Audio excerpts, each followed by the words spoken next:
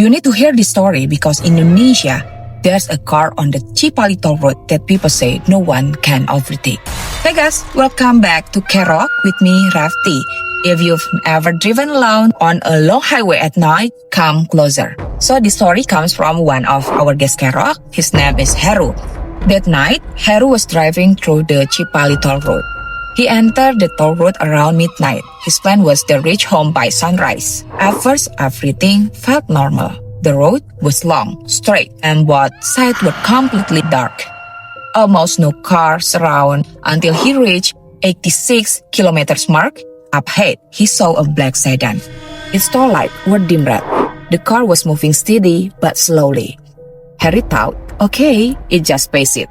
He pressed the gas a little, but something felt strange. Distance between them never got closer, even though the car looked just a few meters ahead. So, Heru accelerated more, still the same.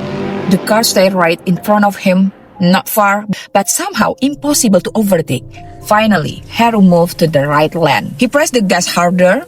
At the point, he should have been side by side with the car. But when he looked ahead, the road was empty. The black sedan was gone. Heru immediately checked his rearview mirror.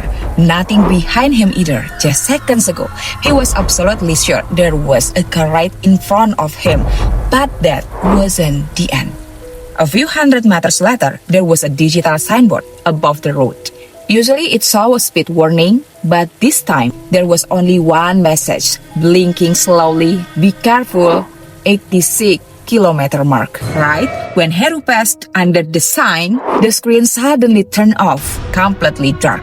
The next day, Heru told his friend who often drives that route. His friend just replied casually, 86 kilometer mark is known for accident in Indonesia. Some people say sometimes there's a guide car for drivers who are about to fall asleep.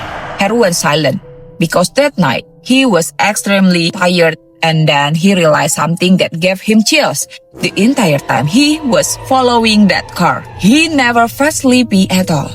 So, if you were Heru, would you still try to overtake the car if you see it again? Or just let it stay in front of you until you finally leave the toll road?